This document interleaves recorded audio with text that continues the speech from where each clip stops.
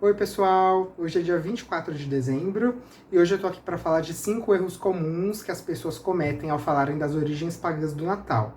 É muito comum que ao longo de dezembro, em todos os anos, as pessoas comecem a compartilhar diversas informações sobre como a data do 25 de dezembro foi uma data retirada de contextos pagãos, como se foi usado para usurpar os rituais pagãos. E hoje eu tô aqui para desfazer 5 lendas e 5 mitos sobre isso.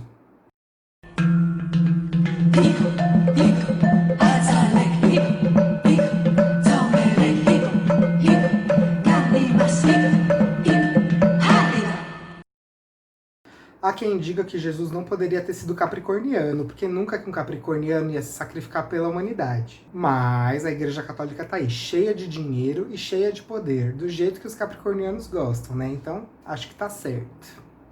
Mas, para começar essa nossa lista, a gente vai começar com a mais absurda de todas. Quem me conhece sabe que essa é a que mais me incomoda, e que tem a ver com um vídeo que circula na internet todos os anos, falando que o Natal, na verdade, vem de uma celebração viking, e tem a ver com uma tentativa do cristianismo de destruir uma celebração viking que acontecia há 20 mil anos.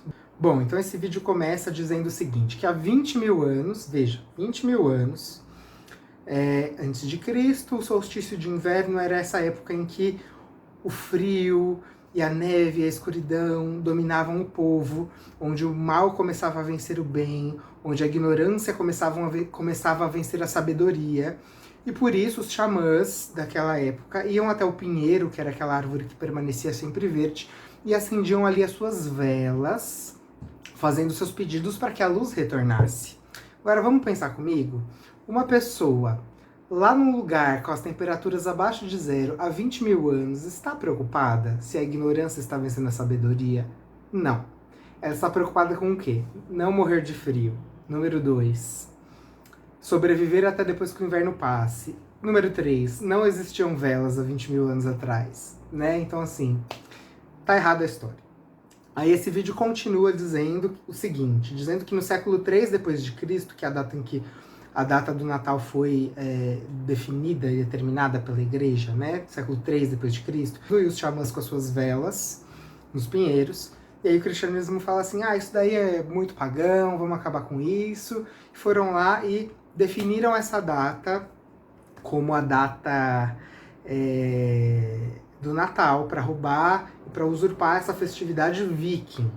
Veja, tem um problema geográfico aí, né? Em que essas decisões sobre a data do Natal e etc. aconteceram aonde? Na Itália, né? Onde a gente tinha a cultura romana e não a civilização viking. Então, é um absurdo a gente dizer que o Natal tem a ver com esses rituais vikings e que os vikings acendiam velas nos pinheiros. A gente tem que parar de falar essa bobagem, a gente tem que parar de compartilhar esses vídeos e a gente precisa parar, a gente precisa amadurecer o discurso. Essa explicação ela é muito bonitinha para uma criança, parece até um conto de fadas, né? Ou para uma pessoa que está começando a se aproximar do paganismo e a gente quer falar um pouquinho de como é que tem uma relação, né, entre o que a gente faz socialmente, entre o que a cultura faz socialmente, que tem a ver com as datas do cristianismo e as celebrações pagãs, mas a gente precisa parar de falar essas bobagens. Então esse é o primeiro erro de que o Natal é uma festa que tem origem nos povos vikings. Bom, segundo erro que a gente tem que pensar, e que aí na verdade não é completamente um erro, mas é um discurso que a gente precisa melhorar, é que o Natal tem uma relação com a Saturnália. Esse se popularizou bastante depois que teve um especial da Sabrina, um especial de Natal da Sabrina, em que as bruxas estavam comemorando a Saturnália. Vocês devem ter visto, se vocês não assistiram, assistam porque ele é super legal.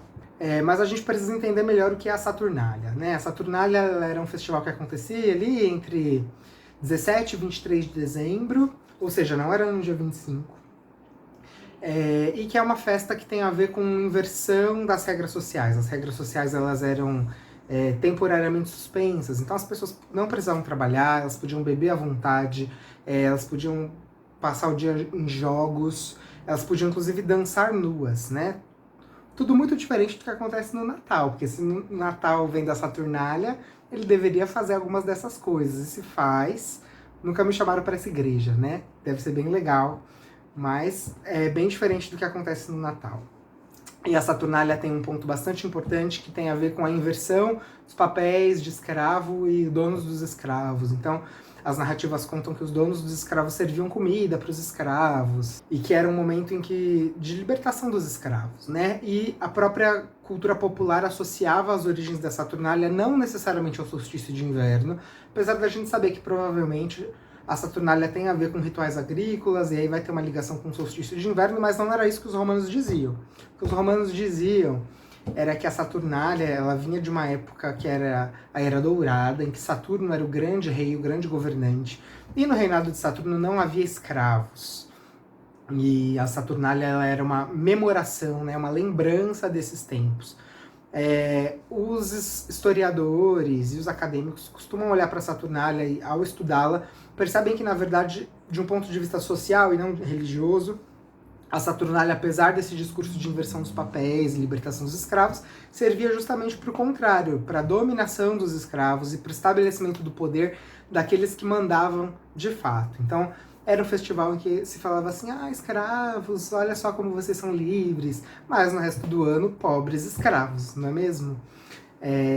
Então a Saturnália tinha uma relação com isso, não tem muito a ver com o Natal, a simbologia, a mitologia, não tem ninguém que nasce na Saturnália, essas coisas não existem. A Saturnália não está relacionada à mitologia, né? Se a gente pensar mitologicamente, não tem uma relação direta com o Natal, então a gente tem que tomar cuidado para não entrar nessa onda de que a gente está fazendo o Natal e comemorando a Saturnália, porque as coisas não têm, mitologicamente, elas não têm qualquer relação. Historicamente também a gente vai ver que não tem muita relação.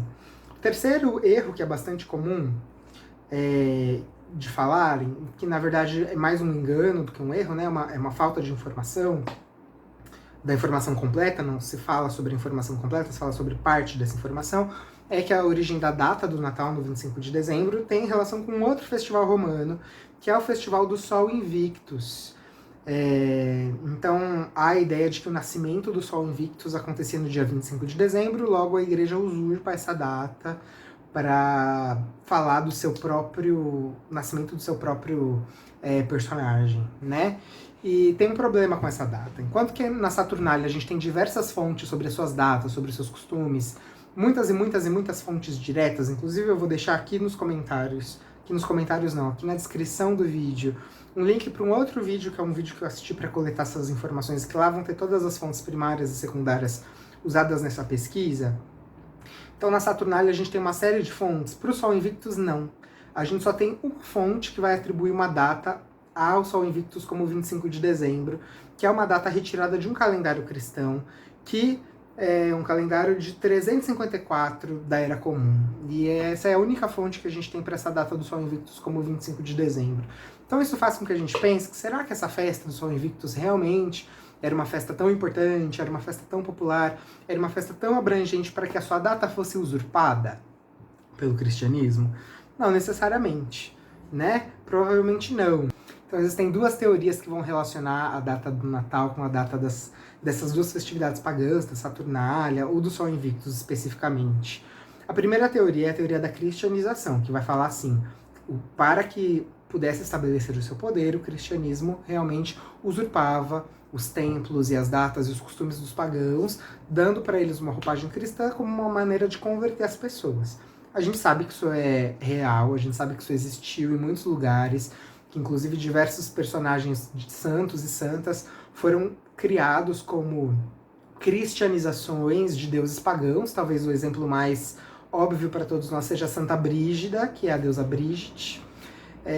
Mas tem um problema quando a gente vai pensar na data do Natal como 25 de dezembro e esse costume dos pagãos, esse costume dos cristãos, que inclusive era um costume bastante estimulado, né? O problema é que a gente não vai ter nenhuma fonte documental que comprove isso. Nenhuma fonte documental que comprove que isso foi o objetivo da escolha da data do Natal. Enquanto que a gente tem provas e documentos que vão fazer isso para outros elementos do cristianismo, para o cristianismo em outros lugares, e, como eu falei, inclusive esse incentivo do Papa para que isso acontecesse, né, para que essas coisas fossem usurpadas, a gente não tem fontes documentais que vão comprovar um interesse cristão em subjugar uma data pagã da Roma antiga. Isso não existe historicamente falando, falta documento, falta fonte.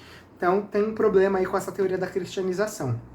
A teoria que é mais aceita hoje pelos historiadores da religião é a teoria da datação, ou a teoria dos calendários, né? A teoria do cálculo, e que se baseia na noção de que os cristãos antigos, eles tinham uma crença de que a concepção de Jesus, né, então o momento em que Maria fica grávida, teria acontecido no mesmo dia do ano em que Jesus morre. Então, tanto a Páscoa quanto a concepção teriam a mesma data.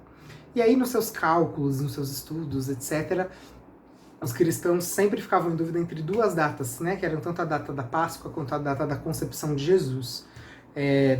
Essas duas datas eram 25 de março, então ali pertinho do equinócio de primavera, do hemisfério norte, ou 6 de abril, que nos dariam como Natal, né, como nascimento, 9 meses depois, 25 de dezembro, ou 6 de janeiro. Essa data do 6 de janeiro, ela era bastante comum no Egito, na Ásia, e até hoje a igreja armênia usa essa data para celebrar o Natal e o nascimento de Cristo. Mas a data que mais popularizou foi o 25 de março, e por isso se atribuiu o Natal ao 25 de dezembro. Então isso não tem necessariamente a ver com a escolha do solstício de inverno, mas com a data da Páscoa no equinócio de primavera, né?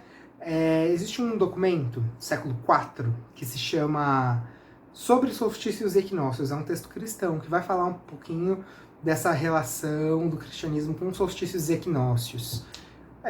Que pode sim, né, ter um fundo de vamos tomar as datas dos pagãos, mas que também pode ter uma coisa do tipo, vamos colocar as nossas festividades nessas datas que já são datas comuns. Se a gente olhar para o mundo, a gente vai perceber que diversas culturas e povos relacionam a sua espiritualidade ao que acontece na natureza, né?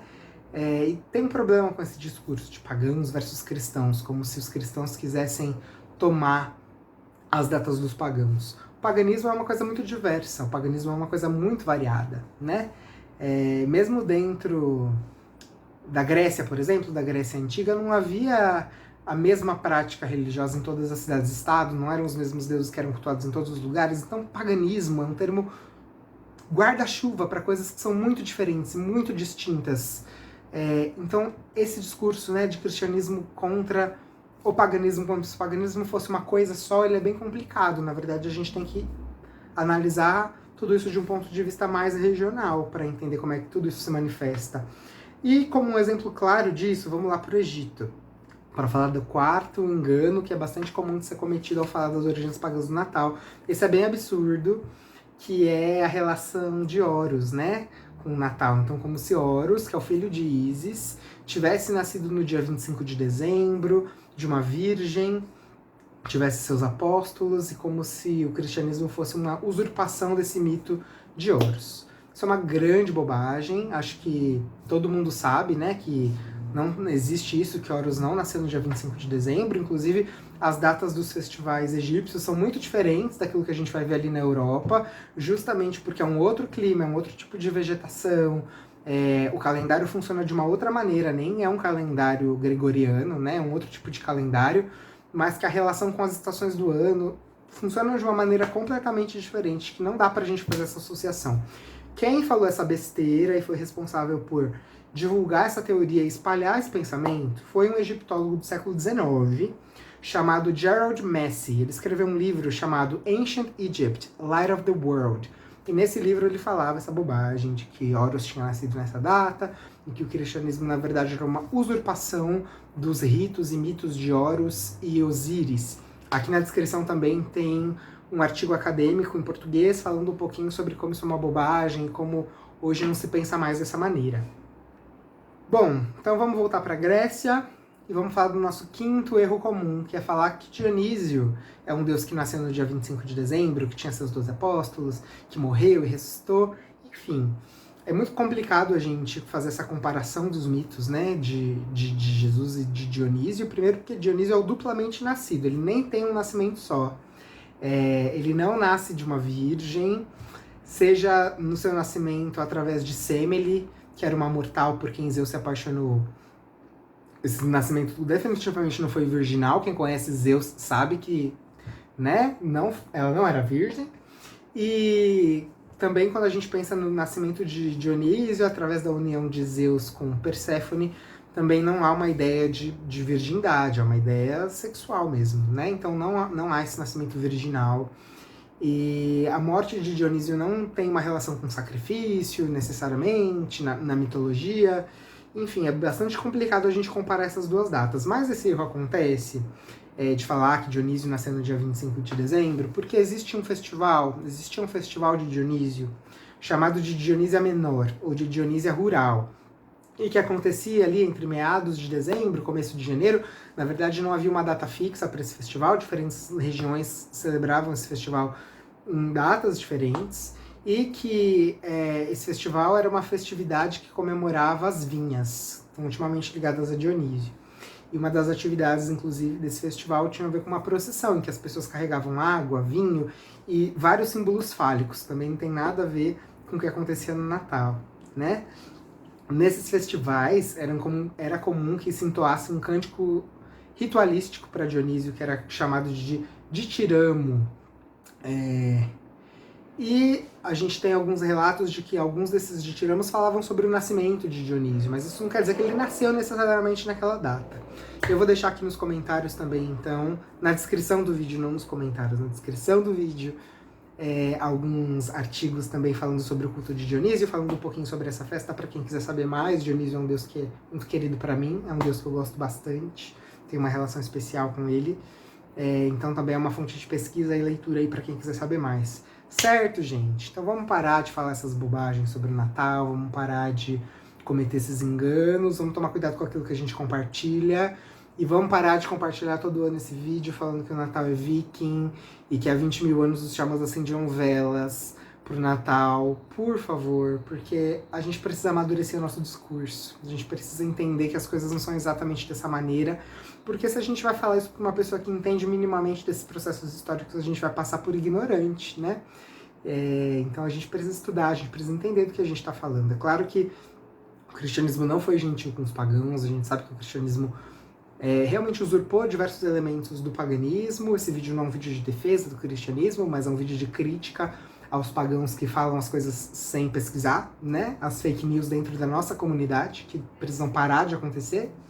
A gente sabe que o cristianismo realmente foi muito terrível com os pagãos, eles realmente destruíam a cultura e a fé dessas pessoas, mas a gente precisa tomar cuidado com as besteiras que a gente fala quando o Natal tá chegando, pra gente não se passar de ignorante. E tem uma outra coisa, né, gente? Uma coisa é a história, uma coisa é o que aconteceu, outra coisa é o que a gente tá vivenciando agora. Então não seja esse pagão chato que vai ficar no Natal criticando o que as pessoas estão celebrando, seja ou não uma festa nossa, seja ou não uma comemoração que a gente faça, que a gente possa ter respeito pelas pessoas que professam dessa fé e pelas pessoas que comemoram essa festa, seja ela nossa ou não, porque assim como a gente não gostaria que fizessem isso com as nossas crenças, né, ou não adianta nada a gente encher a boca para criticar o cristianismo e falar que o paganismo foi detonado pelo cristianismo se a gente fizer a mesma coisa com o Natal hoje.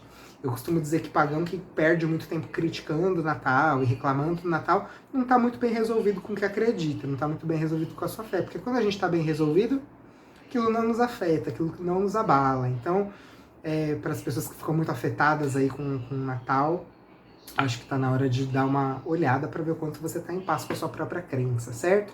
Não sejamos chatos, acho que essa é a regra para tudo, né? Então, um beijo para vocês. Olhem aqui na descrição do vídeo as fontes de pesquisa, assistam o vídeo que eu vou deixar aqui de referência, leiam os textinhos para vocês saberem mais e vamos começar a parar com essas besteiras no Natal. Tchau!